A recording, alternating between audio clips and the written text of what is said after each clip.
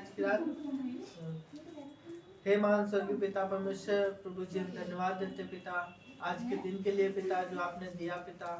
पिता पूरे साल संभाले रखा पिता, उसके लिए हम धन्यवाद देते पिता। पिता आने वाले साल के लिए हम प्रार्थना करते पिता, जो हम लोग सभी लोग इकट्ठा हुए पिता, आप अगुवाई करना पिता। जो भी पिता वर्शिप हो पिता, वो आपकी आराधना के योग्य हो पिता। हम ऐसी प्रार्थना करते पिता।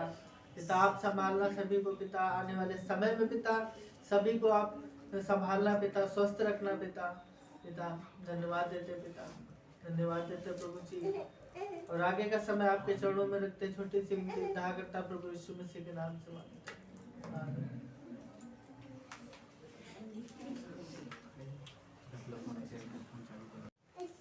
Praise Lord, hallelujah. आप सभी को happy new year in advance में, क्योंकि आज मसीह आपको आशीषों से भरने वाला है आज। इसलिए हम लोग परमेश्वर में स्तुति करेंगे और कुछ गीतों को गाएंगे।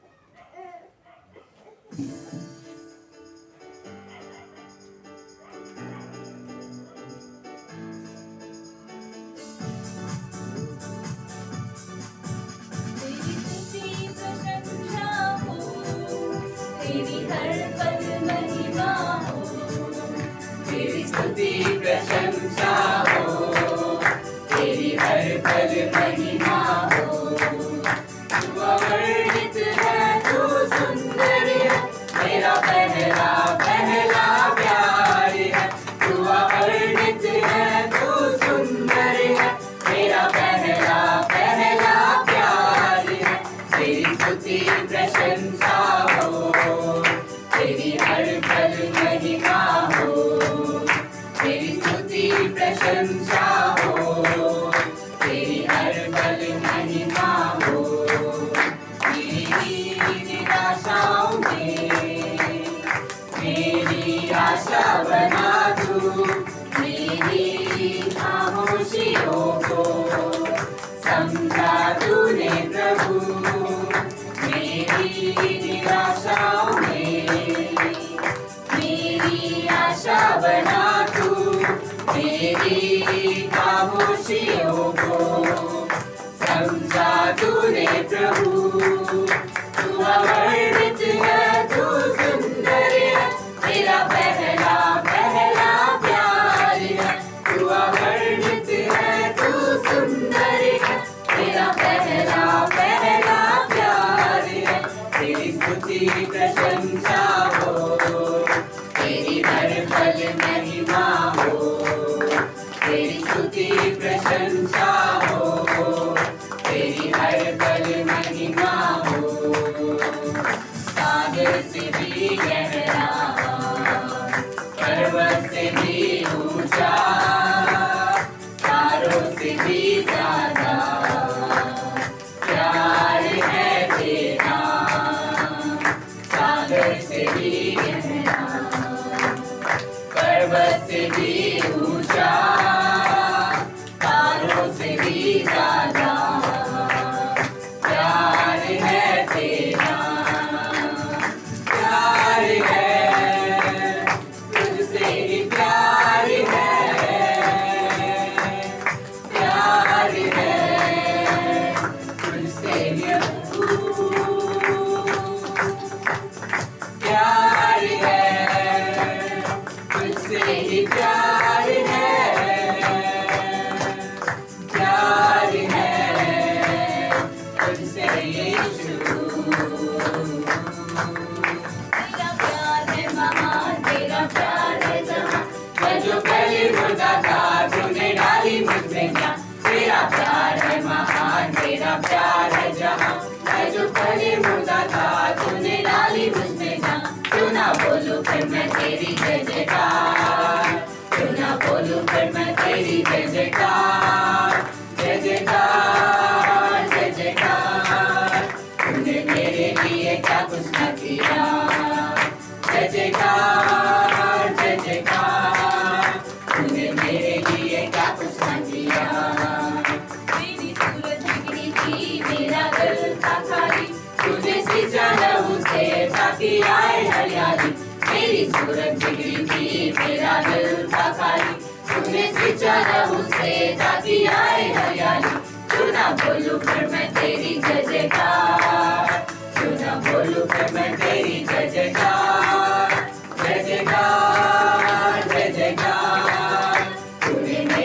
लिए क्या कुछ न किया। जय जयकार जय जयकार, तूने मेरे लिए क्या कुछ न किया। हालेलुया हालेलुया, प्यार है तुझसे। हालेलुया हालेलुया, प्यार है तुझसे। हालेलुया हालेलुया, प्यार है तुझसे। हालेलुया हालेलुया, प्यार है तुझसे। मेरे जीवन में यीशु तेरा नाम जलाल पाता रहे। मेरे जीवन में यीशु तेरा नाम जलाल पाता रहे। मेरा उठना बैठना, मेरा उठना बैठना, चलना तुझे पाता रहे। मेरे जीवन में यीशु तेरा नाम जलाल पाता रहे। मेरे जीवन में यीशु तेरा नाम जलाल पाता रहे। ये मिसाल है तू मैं मिसाल बनूं, तू कामिल है मैं भी कमाल बनूं। ये मिसाल है तू मैं मिसाल बनूं, तू कामिल है मैं भी कमाल बनूं। दुनिया का नूर है यीशु, दुनिया का नूर है यीशु, मेरी राहें सजाता रहे। मेरा उठना बैठना, मेरा उठना बैठना, चलना तुझे पाता रहे। मेरे जीवन में यीशु तेरा नाम जलाल पाता रहे। मेरे जीवन में यीशु तेरा नाम जलाल पाता रहे। दिल की गहराइयों में बसता तू ही प्रभु, तेरी इच्छाओं को मैं पूरा करता चलूं। दिल की गहराइयों में बसता तू ही प्रभु, तेरी इच्छाओं को मैं पूरा करता चलूं। तू अवर्णित है, तू सुंदर है, मेरा पहला पहला प्यार है। तू अवर्णित है, तू सुंदर है, मेरा पहला पहला प्यार है। तेरी स्तुति प्रशंसा हो, तेरी हर पल महिमा हो। तेरी स्तुति प्रशंसा हो, तेरी हर पल महिमा हो। तेरी स्तुति प्रशंसा हो, तेरी हर पल महिमा हो। हाँ पिता प्रभु यीशु मसीह, आज के इस समय में पिता हम आपको स्तुति देते हैं। पिता प्रभु यीशु मसीह, आपकी प्रशंसा करते हैं पिता प्रभु यीशु मसीह, क्योंकि पिता प्रभु यीशु मसीह आप हमारे लिए मिसाल हो। पिता प्रभु यीशु मसीह आप ही योग्य हो पिता, सारे आदर के सारी महिमा के पिता प्रभु यीशु मसीह। हम अपने आप को आपके करीब लाते हैं पिता प्रभु यीशु मसीह और आपकी आराधना करते हैं पिता प्रभु यीशु मसीह। हम धन्यवाद देते हैं पिता प्रभु यीशु मसीह। पिता प्रार्थना करते हैं पिता प्रभु यीशु मसीह, हम आपको धन्यवाद देते हैं पिता, सारा आदर आपको देते हैं। धन्यवाद प्रभु।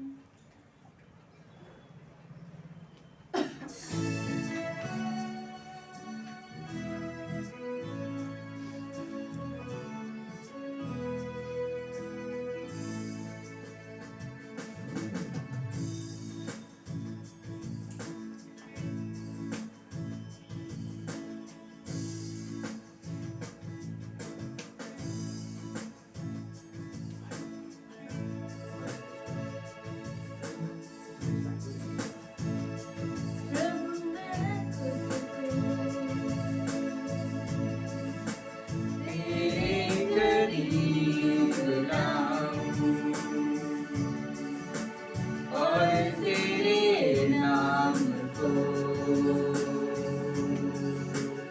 धन्य कहूँ। प्रभु मैं तुझको तेरे करीब लाऊं और तेरे नाम को धन्य कहूँ। तू ही योग्य है आदर के योग्य है, महिमा मिले तुझे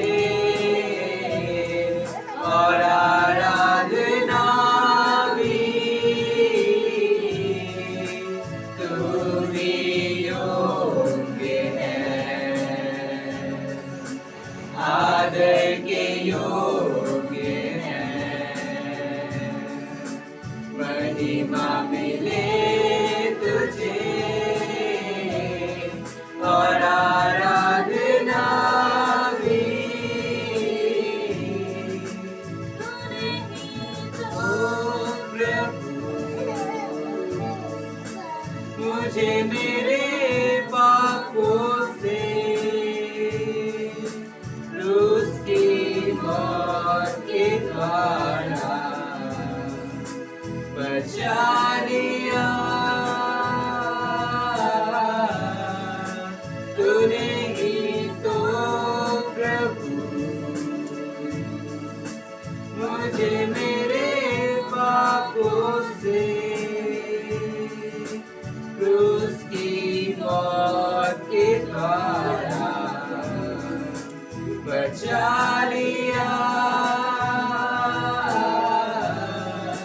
तूने मेरे जीवन में एक नई आशा देकर अपने स्वर्गीय राज का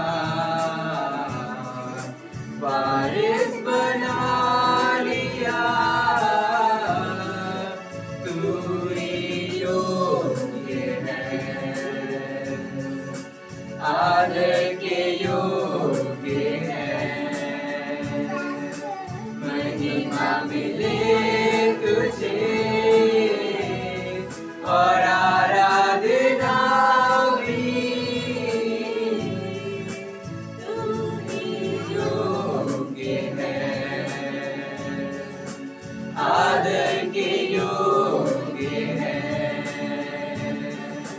महिमा मिले तुझे और आराधना भी। धन्यवाद की भेंट तेरे सम्मुख प्रभु, पूरे तन मन से मैं तुझको चढ़ाता हूँ। मेरे धन्यवाद की भेंट तेरे सम्मुख प्रभु, पूरे तन मन से मैं तुझको चढ़ाता हूँ। मेरा सब कुछ प्रभु मैं तुझे देता हूँ,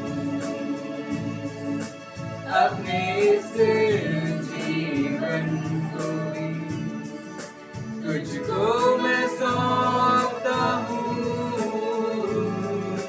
तू ही योग्य है आदर के योग्य है, महिमा मिले तुझे और आराधना भी। तू ही योग्य है आदर के योग्य है, महिमा मिले तुझे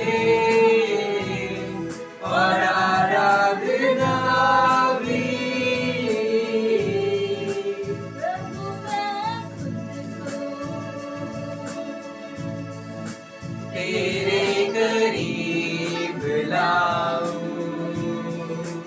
और तेरे नाम को मैं धन्य कहूँ। प्रभु मैं खुद को तेरे करीब लाऊं और तेरे नाम को मैं धन्य कहूँ। तू ही योग्य है, आदर के योग्य है, महिमा मिले तुझे और आराधना भी। तू ही योग्य है, आदर के योग्य है, महिमा मिले तुझे और आराधना भी।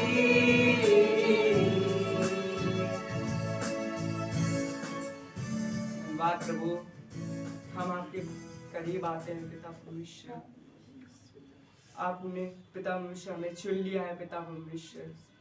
इस नए साल में पिता परमेश्वर जब हम जाते हैं तो पिता परमेश्वर आपके अनुग्रह से भरे हुए पिता परमेश्वर आपकी इच्छा के अनुसार चलने पाए, सारे जीवन को व्यतीत करने पाए पिता परमेश्वर। आपके नाम को हम धन्य कहते हैं पिता परमेश्वर। आप ही आदर के योग्य हो पिता परमेश्वर। सारी बातों को हम आपके हाथों में देते हैं, सारा आदर सारी महिमा आपको हाथों में देते हैं। आगे का जो भी संदेश रहेगा पिता परमेश्वर, वो पिता परमेश्वर लोगों के हृदय को से आप बातें करना पिता परमेश्वर, आप बात करना पिता परमेश्वर। सारी बातों को हम आपके हाथों में यीशु मसीह के नाम से मांगते हैं, आमीन आमीन।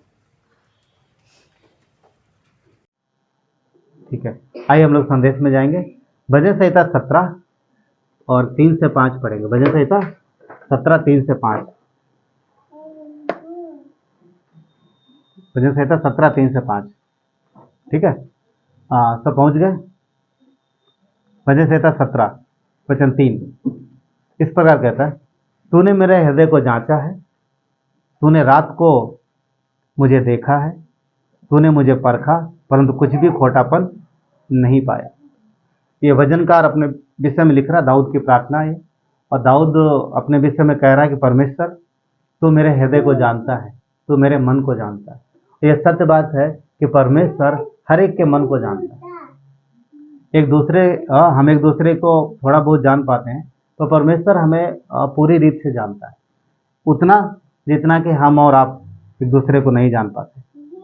यानी हम और आप अपने खुद को नहीं जानते, उतना परमेश्वर हमें जानता है। ठीक है, आगे लिखा है कि मैंने ठान लिया है कि मेरे मुंह से कोई अपराध की बात नहीं निकलेगी। ये बहुत अच्छी बात है। दाऊद यहाँ पर बहुत अच्छा लिख रहा है। क्या कह रहा कि मैंने ठान लिया है कि मेरे मुंह से कोई भी अपराध की बात नहीं निकलेगी। तो आज जिस विषय में बात कर रहे हैं वो यही है, शीर्षक कि मैंने ठान लिया है। हाँ, ये शीर्षक रहेगा। आगे भी देखते हैं। 5 वचन 4, मानवीय कामों में मैं तेरे मुंह के वचन के द्वारा क्रूरों की सी चाल से अपने आप को बचाए रहा और मेरे पांव तेरे पथों में स्थिर रहे, फिसले नहीं। चलिए प्रार्थना करते हैं। परमेश्वर धन्यवाद देते हैं आपकी कृपा दया के लिए। प्रभु आपकी महिमा हो।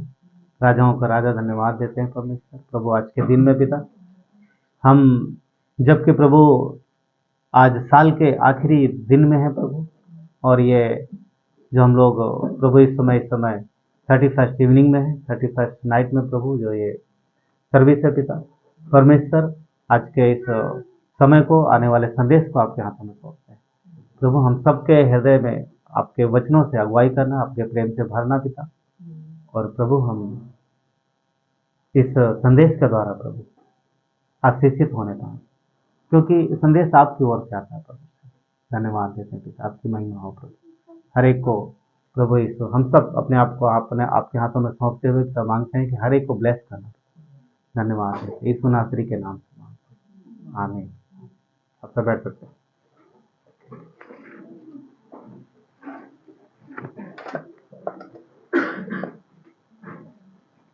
राजकुमार भाई हमारे बीच में पहली बार है, आपका स्वागत है। और हाँ, तालियां दे सकते हैं, यस दे सकते हैं, आप आ सकते हैं। हाँ, हर बार धन्यवाद आप आए।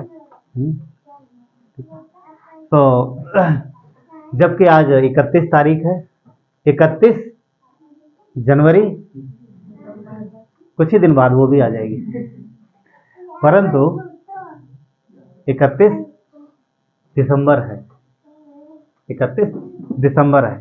हाँ, और 31 दिसंबर है और कुछ ही लगभग 8 बज रहे हैं, राइट। कुछ ही समय बाद, कुछ ही घंटे बाकी है कि जो हम लोग इंटर कर जाएंगे नए साल में, नए साल में, राइट। हम नए साल में प्रवेश कर जाएंगे। परंतु एक बात है, आज के कुछ महीने पहले हमने इस साल का भी ऐसे स्वागत किया था, राइट। इस साल का ऐसे स्वागत किया था, परंतु अब ये नया नहीं रहा, उस समय नया था। सही बात है, उस समय नया था। एक साल बाद हम लोग मिले थे और स्वागत किया था, पर आज वो पुराना हो गया। और जिस साल का हम स्वागत कर रहे हैं, यानी जिस साल का हम इंतजार कर रहे हैं, कुछ महीने बाद वो नेक्स्ट पुराना हो जाएगा, पुराना हो जाएगा। हर बार एक नया साल आता है, हम लोग इंटर करते हैं और वो एक, उसके बाद हम अगले नए साल का स्वागत करते हैं। तो होता क्या है कि एक बात है यहाँ पर कि आज हमें और आपको ये जो नया साल देखने को मिल रहा है, हाँ, नए साल में जो हम लोग प्रवेश करने वाले कुछ घंटे बाद, तो ये नया साल जो हमें मिलता है, जिसमें हम प्रवेश करते हैं, ये हमें हमारी स्वयं की सामर्थ्य से नहीं मिलता। ये जो हमने साल भर इस साल में जिए हैं, इस साल को हमने जो जिया है, ये साल में परमेश्वर ने हमें जीवित रखा है, इसलिए हमें साल देख पा रहे। नहीं तो कितने सारे लोग इस साल में चले गए, इवन कितने आज चले जाएंगे। आप यकीन करते हैं क्या इस बात को? कितने लोग 11:58 और कुछ सेकंड पे चले जाएंगे। यकीन करते हैं? कितने लोग ऐसे भी दुनिया छोड़ देंगे। और कुछ हो सकता है कि इंतजार कर रहे हो नए साल का और 1 ही 2 सेकंड पहले, कुछ मिनट पहले, कुछ सेकंड पहले। तो जो भी हमारे जीवन में जो साल आते हैं, वो हमारी सामर्थ्य नहीं आते, परमेश्वर हमें जीवन देता है, वो हमें, वो हमारी सांसों को चलाता है, वो हमें नए साल में लेके जाता है। इसलिए हमें उसका धन्यवाद देना चाहिए और ये सोचना चाहिए, कभी ये हमें सोचना चाहिए कि हमें जो नए साल देखने मिल रहा, ये उसका अनुग्रह है, ये परमेश्वर का ग्रेस है। क्यों? क्योंकि मनुष्य ने ऐसा कुछ नहीं किया जो अपने एक दिन को परमेश्वर से कहे कि मेरा एक दिन और बढ़ा दो। कुछ नहीं किया, कुछ नहीं किया। हमें जो उम्र मिलती है वो उसकी ओर से मिलती है। हम जो किसी को जितनी भी उम्र दे परमेश्वर, जो भी दिन मिलते हैं वो आशीष है, क्योंकि ये परमेश्वर की ओर से ठहराए गए। तो इन दिनों को हमें परमेश्वर की इच्छानुसार जीना चाहिए। इन दिनों को जो परमेश्वर हमें देता है, ये जो वर्ष हमें देता है, इस वर्ष में हमने क्या क्या किया है, आज इन वर्षों, इस पिछले 2023 में हमने क्या क्या किया है, हम सोच सकते हैं। और आगे क्या करेंगे वो हम प्लान कर सकते हैं, मगर परमेश्वर की इच्छा अनुसार जिन जिन चीज़ों में परमेश्वर ने मदद की, आप धन्यवाद दे सकते हैं उन सारी चीज़ों में, राइट। और आगे का प्लान कर सकते हैं। तो उम्र जो है हमें जो मिलती है वो किसके हाथ में है? परमेश्वर के हाथ। वो हमें देता है, वो हमें ब्लेस करता है, वो हमें ब्लेस करता है। कितने सारे लोग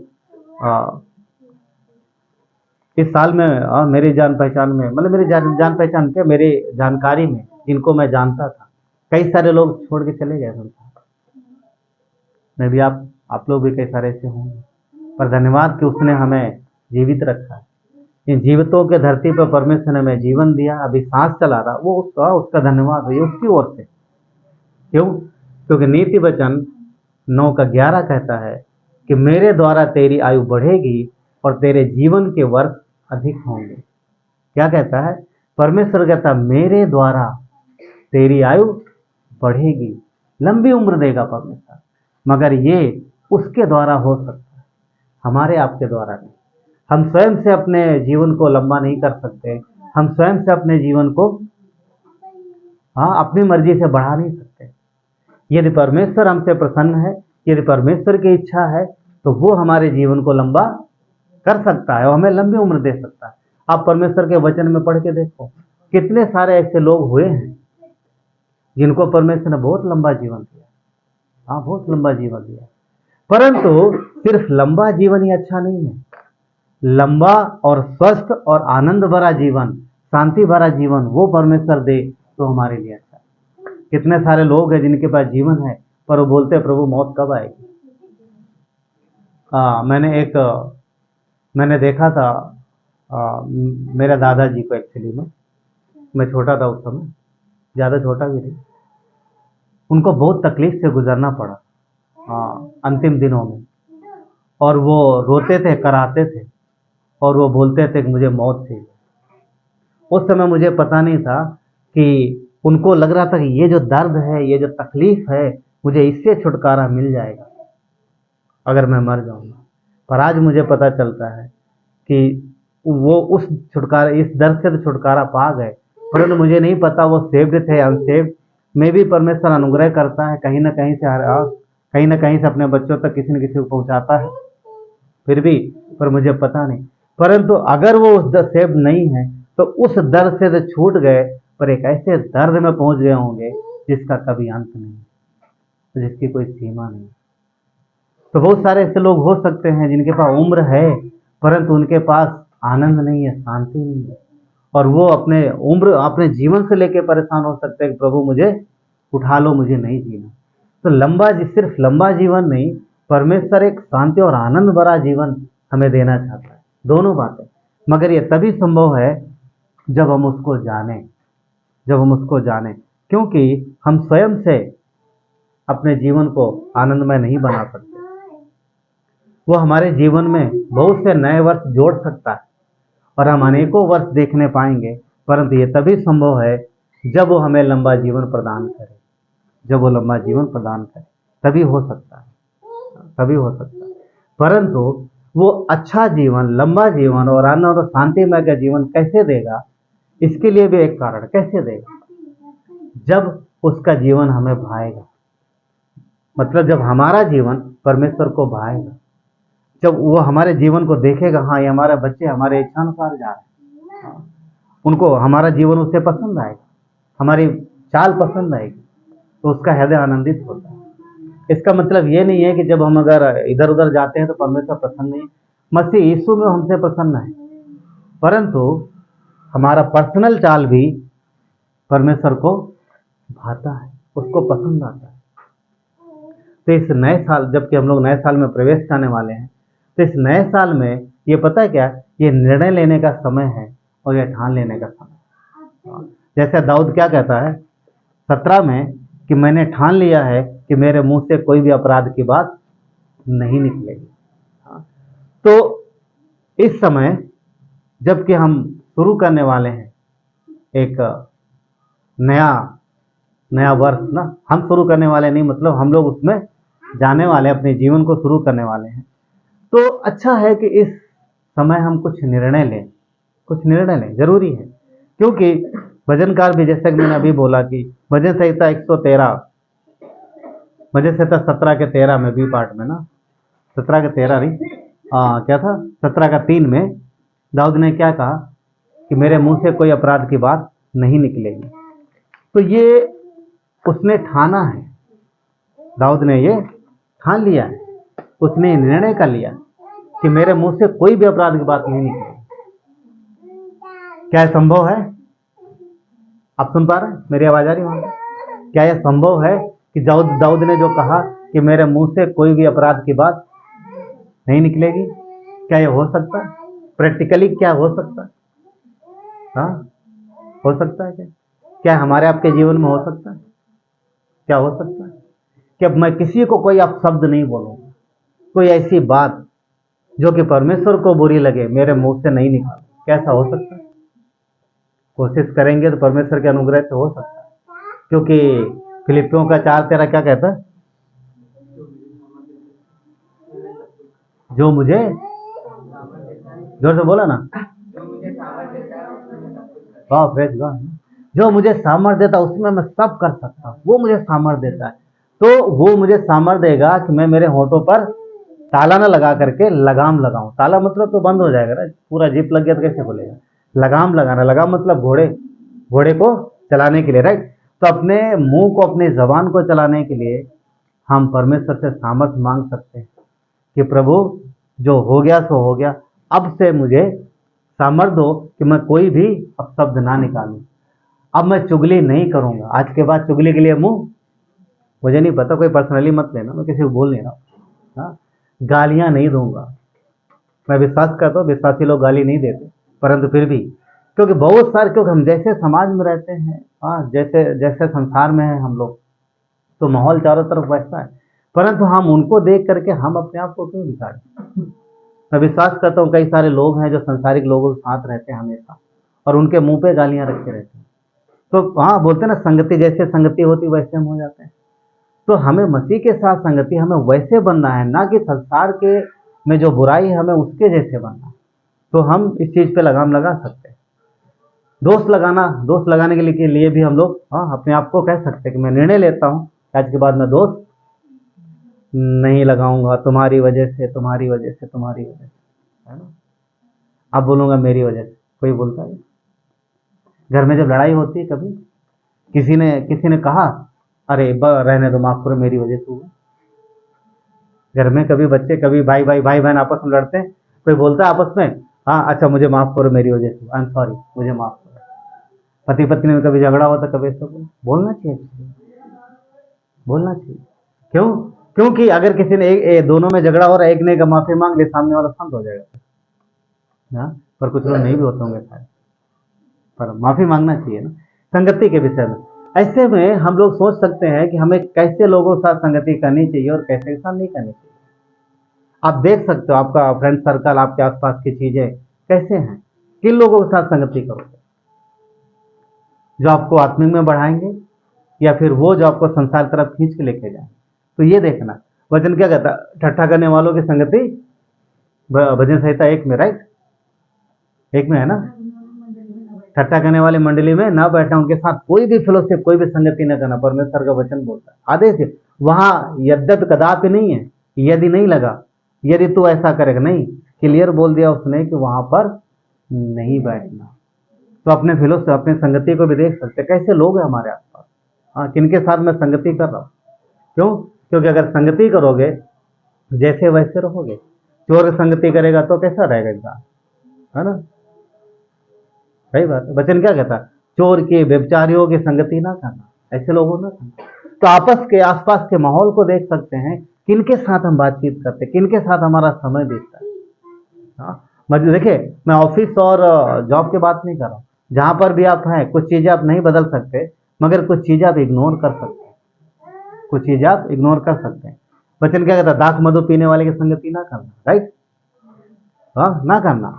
तो ठान लेना चाहिए, अगर निर्णय ले लिया है कि हम इन बुराइयों से दूर रहेंगे, दाख मधु सब समझते हैं ना, सिर्फ शराब की बात नहीं हो रही, बहुत सारी चीजें होती, वो चीजें जिनके लिए आप पैसे खर्चते हैं, जो आपके शरीर को खराब करती है, जो आपके इमेज को घटाती है, वो चीजें ना, एक और दूसरे साथ है वो बीमारियां भी लेके आती, वो चीजें हम खरीदते हैं। तो परमेश्वर की इच्छा नहीं है। क्यों?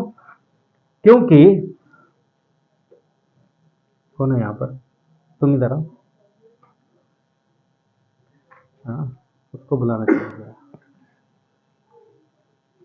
अगर ये है, ठीक है, और ये खूब सारी चॉकलेट खाने, कुछ नहीं बस दे तेरी, तो खूब चॉकलेट, खूब टॉफी वॉफी खूब, तो मुझे लग रहा टॉफी में भी मम्मी पापा बोलेंगे बस थोड़ा ज्यादा हो जाए, है ना, ज्यादा हो जाएगा। अगर कुछ भी ऐसा खाने लग जाए ज्यादा, तो हम लोग मना करेंगे। क्यों? क्योंकि माता पिता होने के नाते हमें क्या है, अपने बच्चों के प्रति प्रेम है, और इनकी सेहत खराब होगी तो हमें अच्छा नहीं लगेगा बढ़िया से। तो परमेश्वर भी उसी तरीके से देखता है कि हम क्या अंदर ले रहे हैं, क्या हमारे अंदर जा रहा है, हम क्या सुन रहे हैं, आप किसके साथ फेलोशिप करते हो, आप क्या सुन रहे हो, आप क्या अंदर ले रहे हो। जो भी आप सुनते हो, जो भी आप अपने अंदर लेते हो, आपको इफेक्ट करेगा, आपको प्रभाव डालेगा। आप सुनते हो वो भी प्रभावित करेगा, सिर्फ खाने पीने की बात नहीं, कुछ जो आप देखते हो वो भी आपको प्रभावित करेगा। तो आप क्या देखते हो, आप क्या सुनते हो, कि लोगों के साथ फेलोशिप करते हो, वो सब आपको प्रभावित करेगा। तो भजनकार कहता है कि मैंने ठान लिया है कि मेरे मुंह से कोई बुरी बात नहीं निकलेगी। तो ठान लेना है कि जो गलतियां हमने बीते दिनों में की हैं, बीते साल में की हैं, परमेश्वर मुझे सामर्थ्य दे ताकि मैं तेरी सामर्थ्य के द्वारा इन चीज़ों से बाहर निकल सकूं, इन चीज़ों से बाहर निकल सकूं। पता है ये हो सकता है, ऐसा नहीं है, हो सकता है। अगर परमेश्वर से सामर्थ्य मांगोगे तो हो सकता है। बड़ी बड़ी चुनौतियां लोगों ने एक्सेप्ट करी हैं परमेश्वर के वचन में, परमेश्वर ने सामर्थ्य दी और उन लोगों ने उस पर विजय पाई है। दानियल को कितने जानते हैं मुझे छोड़ के? सब जानते हैं ना, दानियल को सब जानते हैं। अब जानते हैं दानियल कौन था? गुलाम था।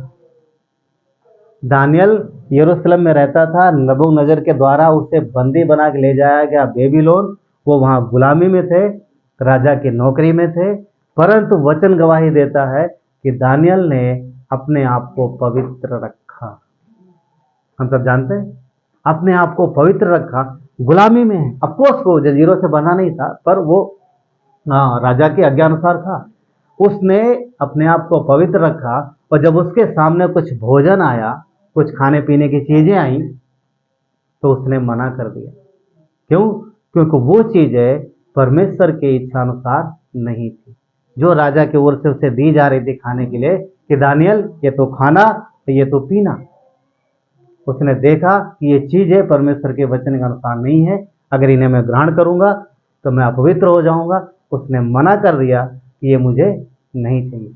तो वचन कहता है कि जो उसको खाना खिला रहा था वो डर गया, अरे बाप रे ऐसे कैसे होगा, क्योंकि राजा ने ठहराया, और राजा की ठहराई हुई चीजें कैसे इनकार कर सकते?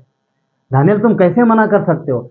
हाँ, राजा ने जो भी बढ़िया बढ़िया चीजें तुम्हारे सेहत के लिए अच्छी हैं, ये चीजें खाओगे तुम तंदुरुस्त हो जाओगे, तुम्हारे चेहरे में चमक होगी। और दानियल ने परमेश्वर पर भरोसा करके क्या बोला? वो वचन जानता था, परमेश्वर के वचन में भी जो चीजें लिखी गई खाने के लिए वही ला रहे थे, मगर वो सही तरीके से नहीं आ रही थी, सही तरीके से नहीं आ रही थी। शायद वो मटन होगा जो मतलब व्यवस्था के खिलाफ हो, जो चीज हो सकता है वो चीजें ला रहा हो खाने के लिए, जो वचन ने बोला हो, वचन में लिखा हो ये चीजें ना खा रहा। वो जानवर हो सकते जो उसमें ना हो, क्योंकि वो अन्य जातीय राजा था, उसके लिए सब चलता था, पर व्यवस्था में कई सारे नियम थे, ये जानवर नहीं चाहिए, ये चीजें नहीं खा पी सकते, में भी हो सकती। तो दानियल ने क्या बोला? चिंता मत कर, मेरा परमेश्वर मेरे साथ है, तू मुझे ये साइड कर दे, तो मुझे बस खाली हरी साग सब्जी दे दे बस। हम सब जानते हैं, वचन कहता है कि तू मुझे ऐसा कह के परख ले, और अगर मेरे चेहरे में कोई भी जरा सा भी फीकापन नजर आए तो तू क्या करना, तो फिर तो वो मुझे देना और मैं खा लूंगा। अब सोचो ना, एक बच्चे को बादाम और खूब मटर खूब सारी चीजें खिलाओ आप, और दूसरे को खाली बस सही सोयाबीन क्या बोलते हो सूखी ऐसा सब्जी वब्जी खिलाओ। 10 दिन में किसका चेहरा ज्यादा खिलेगा? हाँ, आप किसी को ना मटन बादाम सब कुछ पता नहीं, जो भी चीजें बड़े बड़े खिला रहे हो, और दूसरा साग सब्जी खा रहा है, 10 दिन में फर्क पड़ेगा, दोनों में फर्क पड़ेगा। किसके चेहरे पे ज्यादा चमक दिखाई देगी?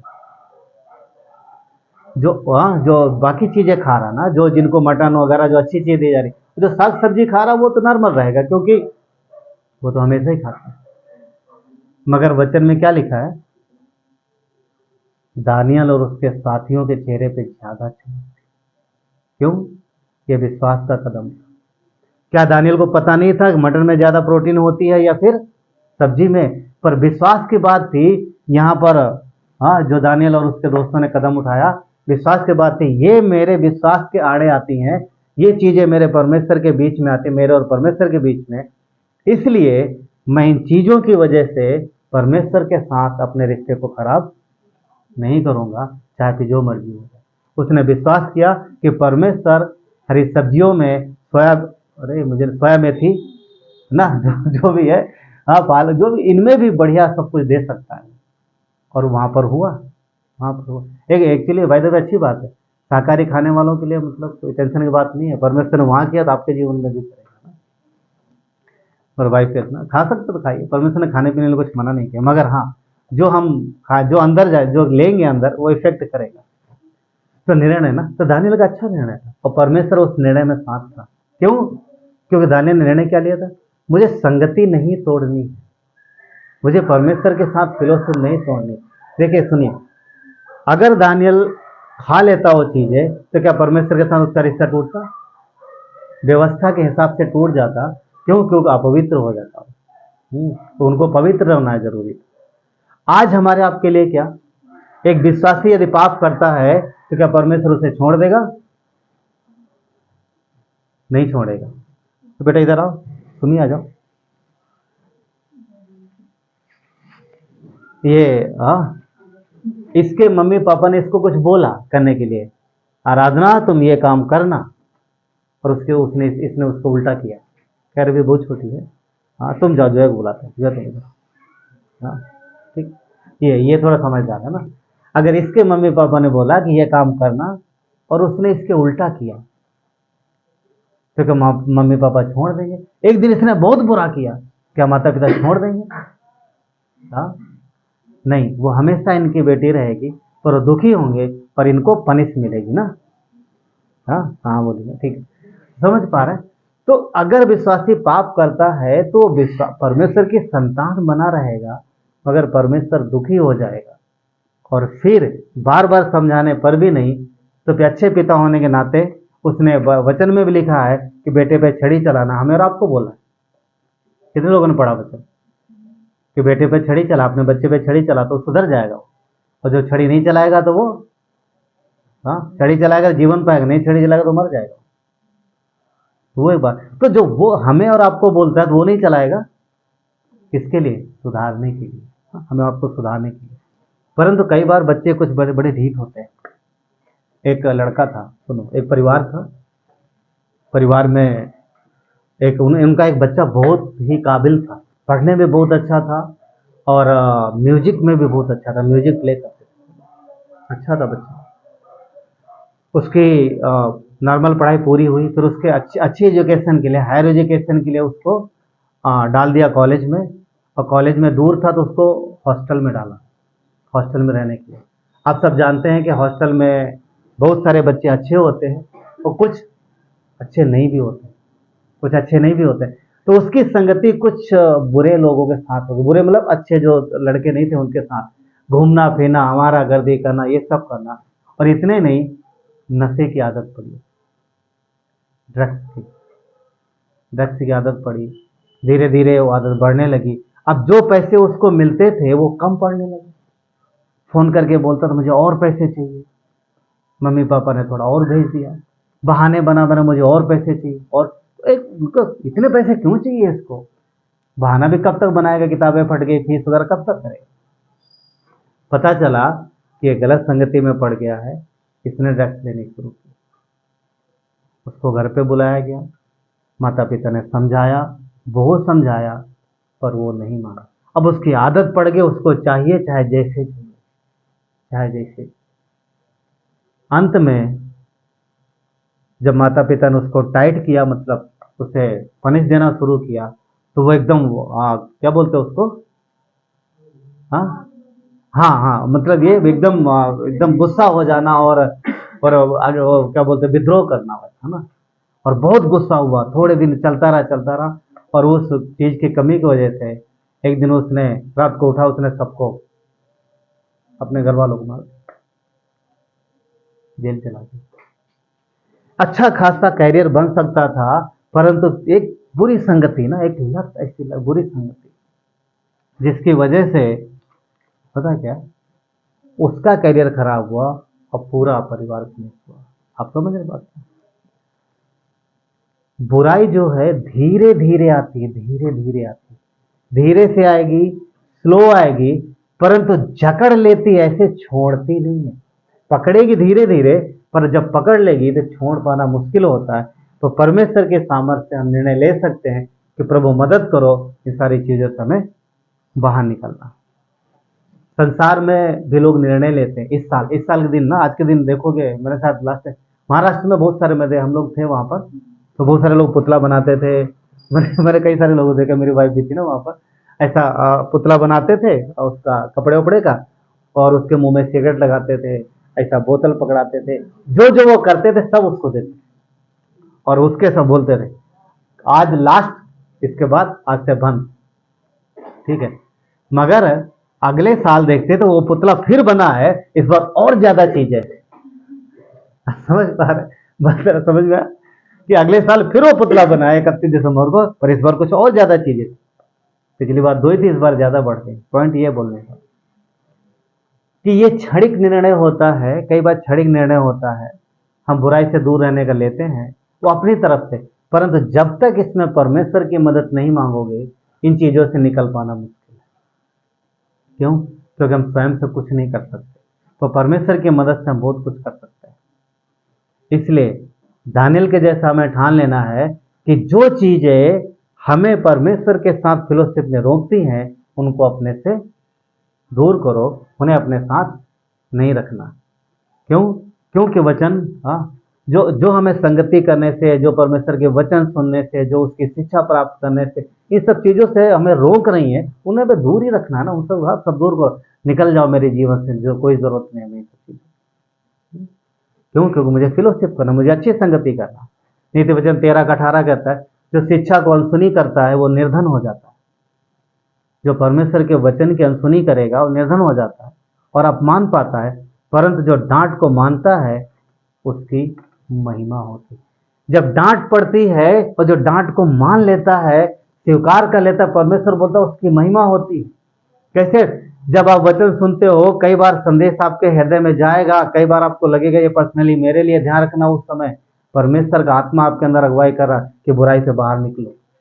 और ऐसा नहीं है कि आपको इसमें मदद करनी है, नहीं, वो मदद करने के लिए आएगा। पतरस जब डूब रहा था उसने मदद मांगी, यीशु ने हाथ बढ़ा, उसे खींच लिया। याद है? पतरस जब डूब रहा था उसने बोला प्रभु बचाओ, यीशु ने हाथ बढ़ाया और उसे खींच लिया।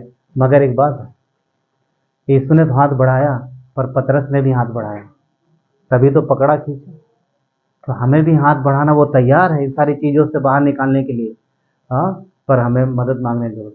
जो डांट को सुन लेता है, और मान लेता है, परमेश्वर क्या कहता है उसकी महिमा होती। बहुत सारे लोगों को अगर डांट पड़ती है तो बोलेंगे अरे नहीं ये छोड़ो, बंद, बस खत्म, आज आखिरी था। नहीं, फिर वो नहीं, क्या कहता? जो डांट को क्या था, जो शिक्षा को अनसुनी करता है वो निर्धन हो जाता है। वो एक बात। 13:20 नीति वचन 13:20 बुद्धिमानों की संगति कर तब तो बुद्धिमान हो जाएगा। बुद्धिमानों की संगति कर तब तो बुद्धिमान हो जाएगा, परंतु मूर्खों का साथी नष्ट हो जाएगा। मूर्खों का साथी नष्ट हो जाएगा। पता, उस लड़के को उसके माता पिता ने, पड़ोसियों ने, रिश्तेदारों ने, सब ने समझाया, नहीं माना, अंत में खत्म, लाइफ खत्म। परमेश्वर है, हमसे आपसे प्यार करता, वो परिवार उससे प्यार करता, चाहते थे स्वर्ग, पूरी कोशिश की उन्होंने उसको चीज से बाहर निकालने के लिए, पर पता है क्या, बुराई धीरे धीरे आती है, आपको पता ही नहीं चलेगा, पर ऐसा जगड़ लेती है कि निकलना मुश्किल हो जाता। पर परमेश्वर की मदद से हम बाहर आ सकते हैं, बाहर आ सकते हैं। उसका सब करियर वगैरह खत्म हो गया, परंतु हमारे आपके साथ एक आशा है। क्यों? क्योंकि परमेश्वर हमें हर चीज से निकाल सकता है, सब चीज, हर चीज से, हर बुराई से निकाल सकता है। वो हमारे समय जिस तरह, देखिए, अगर वो बुराई से निकल जाता तो उसका समय बदल जाता, उस बच्चे का जीवन बदल जाता, लाइफ बदल जाती, परिवार सब कुछ बदल जाता, पर वो नहीं सुधरा। पर परमेश्वर हमारे आपके जीवन में एक नई शुरुआत करना चाहता है। क्यों? क्योंकि वो हमसे आपसे प्यार करता है। एक नई शुरुआत करना चाहता है, एक अच्छी शुरुआत करो, अच्छी सोच के साथ, अच्छे विचार के साथ। समय की शुरुआत परमेश्वर से हुई है, उसने दिन बनाया है, दिन की शुरुआत परमेश्वर से हुई। उसने इस संसार की शुरुआत, जो संसार की शुरुआत है, परमेश्वर से हुई है। इवन मनुष्य के जीवन की भी शुरुआत परमेश्वर से हुई, हम सब जानते हैं। आदम ने जब आंखें खोली तो सबसे पहले किसको देखा? किसको देखा? अच्छा हुआ किसी ने नहीं बोला हवा को देखा। उसने परमेश्वर को देखा। एक्चुअली आदम ने मांग नहीं की थी कि मुझे हवा को लाके दे, परमेश्वर स्वयं लाया। क्यों? क्योंकि परमेश्वर जरूरत जानता है हमारी आपकी। आदम अकेला है, क्या कहता? आदम का अकेला रहना अच्छा नहीं। आदम की जरूरत आदम को पता नहीं थी, कितनी अच्छी बात। उसको नहीं पता कि उसकी क्या जरूरत है, तो परमेश्वर जानता है कि इसको क्या जरूरत है। वो जरूरत, हाँ, वो लाया ढूंढ के। तो हमारी आपकी जरूरतों को परमेश्वर जानता है। हाँ, परमेश्वर जानता है। शायद आपको ना पता हो, पर उसको पता है कि आपकी क्या जरूरत है, वो समय पे लाएगा। आदम ने जब देखा, वाह बहुत सुंदर है, बहुत बढ़िया। क्यों बढ़िया नहीं होगा? क्योंकि परमेश्वर दिया ना। तो जो वो देता है वो खूबसूरत और सुंदर होता है। उसने जब पहली बार आंखें खोली तो परमेश्वर को अपने सामने पाया और दोनों ने फेलोशिप की। और ये एक दिन का नहीं, ये उसके रोज का काम था। रोज परमेश्वर के साथ मुलाकात होती थी। हर दिन वो जब आंख खोलता, परमेश्वर के साथ उसकी फेलोशिप होती। हर दिन सुबह उठते ही परमेश्वर के साथ फेलोशिप होती। परंतु एक दिन आदम ने बुराई के साथ फेलोशिप की, पाप के साथ फेलोशिप की। उसके बाद आप देखो, वो परमेश्वर से दूर भाग रहे, परमेश्वर के साथ फेलोशिप नहीं कर पाए। जब परमेश्वर आया तो छुप गया। इसके पहले हर दिन वो परमेश्वर के साथ फेलोशिप, और जिस दिन पाप किया उस दिन के बाद वो छुप गया। पॉइंट क्या है कि जब हम बुराई के नजदीक रहेंगे तो परमेश्वर से दूर रहेंगे। क्यों? क्योंकि बुराई हमें परमेश्वर से दूर लेके जाती है। और यदि आप परमेश्वर के नजदीक रहेंगे तो आप बुराई से दूर रहेंगे। पॉइंट का वापस बोलूं, यदि हम बुराई के नजदीक रहेंगे तो परमेश्वर से दूर रहेंगे, पर यदि हम परमेश्वर के नजदीक रहेंगे तो बुराई हमसे दूर रहेगी। आप समझ पाए? याद रखिए एक बात, पता क्या, पाप मनुष्य को सिर्फ परमेश्वर से दूर नहीं ले जाता, पाप आपके जीवन में परमेश्वर की योजनाओं और परमेश्वर की आशीषों से भी दूर ले जाता। पाप जो है, जो बुराई है, वो सिर्फ हमें परमेश्वर से दूर नहीं ले जाती, परंतु परमेश्वर की आशीष से और परमेश्वर की योजना से भी दूर ले जाती। हम विश्वासी कहलाते हैं। अगर आप विश्वासी हैं तो विश्वास का मतलब पता क्या होता है? विश्वास का मतलब होता है विश्वास के अनुसार चलना। यदि आप अपने जीवन में विश्वास के कदम नहीं उठाते तो फिर आपका विश्वास सिर्फ नाम का है। फिर नाम के विश्वासी हैं, काम के नहीं है। परमेश्वर जब ऊपर जाएंगे तो बोलेगा तू सिर्फ नाम का था, किसी काम का नहीं, चल उधर नाम वाले उधर है, काम वाले इधर। मजाक कर रहे है ना? वे भी स्वर्ग में कैसा हो सकता है कि जो नाम के हैं, जो नाम के उधर जाओ और जो काम के इधर आओ, दाहिनी और बाईं तरफ। जो बकरियां किधर है? बाईं तरफ। जो भेड़े हैं वो दाहिनी तरफ। राइट? तो होगा। सुनिए, अच्छी बात है, लिखो। यदि विश्वासी विश्वास के अनुसार अपने जीवन में कदम ना उठाए तो उसके विश्वासी जीवन में कोई फल नहीं आएगा। वापस बोलूं, यदि विश्वासी विश्वास के अनुसार अपने जीवन में कदम ना उठाए तो उसके विश्वास से कोई फल नहीं आएगा। कितने सारे लोग बोलते हैं भैया कुछ हो ही नहीं रहा, हमारा जीवन वैसे ही चल रहा है। अरे 2 साल पहले भी वही था, आज भी कितनी प्रार्थना करते, प्रभु सुनता ही नहीं। कैसे सुनेगा? वो सुनता है पर वो चाहता है कि तुम कदम बढ़ाओ। अरे मेरा बेटा चलता ही नहीं है, कैसे चलेगा? उसे सिखाओ तो सही चलना। हाँ, कुछ बच्चे बोलते हैं ना, कुछ बच्चे बड़ी जल्दी चलने लग जाते हैं, कुछ देर में। तुम इधर आओ, देखो इधर ही। अगर इसको गोद में लेके आना पड़े तो अब सोचो, वैसे तुम चल के आते, मुझे पता है, दौड़ भी लेते, बढ़िया दौड़। अगर इनको गोद में लेके आना पड़े तो क्या? सब पूछो भैया क्या हुआ बच्चे को, क्या हुआ बच्चे को, क्या हुआ बच्चे को? क्यों? क्योंकि इतना बड़ा बच्चा अगर ये गोद में लेके आना पड़ा तो मतलब ये इम्पॉसिबल जैसा लगता है कि अरे इतने बड़े बच्चे को तो चलना क्या, भागना चाहिए, कंपटीशन में हिस्सा लेना चाहिए ना। ओके, वो ठीक। सुनो, एक पिता ने उनकी करीब 15 साल के आसपास लड़की थी और एक दिन वाकई उसे गोद में लेके जा रहे। हर मिलने वाला व्यक्ति यही पूछता, भैया क्या हुआ बिटिया, भैया क्या हुआ बिटिया। क्यों? क्योंकि 15 साल की लड़की है, उसको गोद में नहीं ले जाना चाहिए। पर अगर 15 दिन की है तो अब सोचो, 15 दिन की है या 1.5 महीने की है या 15 महीने की है, 15 महीने की। तो क्या कोई पूछेगा भैया काहे लिए जा रहे और क्या हुआ बिटिया? नहीं नहीं, जो भी आके खिलाएगा उसको। पर अगर 15 साल की है तो सवाल पैदा होता है। आप समझ पा रहे बात को? सेम आत्मिक जीवन में बातें होती हैं। यदि हम उम्र के साथ बड़े नहीं हो रहे, यदि हमने चलना नहीं सीखा, यदि हमने दौड़ना नहीं सीखा, तो फिर समस्या हमारे अंदर है। हम विकलांग हो जाते हैं, प्रभु प्रार्थना नहीं सुनता। अरे परमेश्वर बोलो मैं प्रार्थना सुनो तो चल तो सही, आगे कदम तो बढ़ा। तो विश्वासी, हाँ, अगर हम विश्वास के अनुसार अपने जीवन में कदम नहीं बढ़ाएंगे तो फिर फल नहीं आएंगे। अगली बात, एक और अच्छा पॉइंट, यदि एक विश्वासी का जीवन विश्वास के बाद भी पहले जैसा है, हाँ, यदि एक विश्वासी का जीवन विश्वास के बाद यानी विश्वास के कई साल बाद भी पहले जैसा है और उसके जीवन में विश्वास के कार्य नहीं हो रहे हैं, तो फिर उसे विश्वास में मजबूत निर्णय लेने की आवश्यकता है। अन्यथा शैतान ऐसे में उसे अपना शिकार बनाएगा।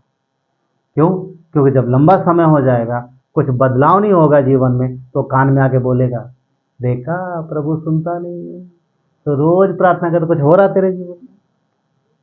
नहीं, वो सुनता है। हाँ, जकरिया एलिशिबा वाला केस अलग है कि वो इतनी उम्र में है ना, परंतु अगर आप प्रार्थना करते हो तो प्रार्थना के अनुसार कार्य भी होने चाहिए।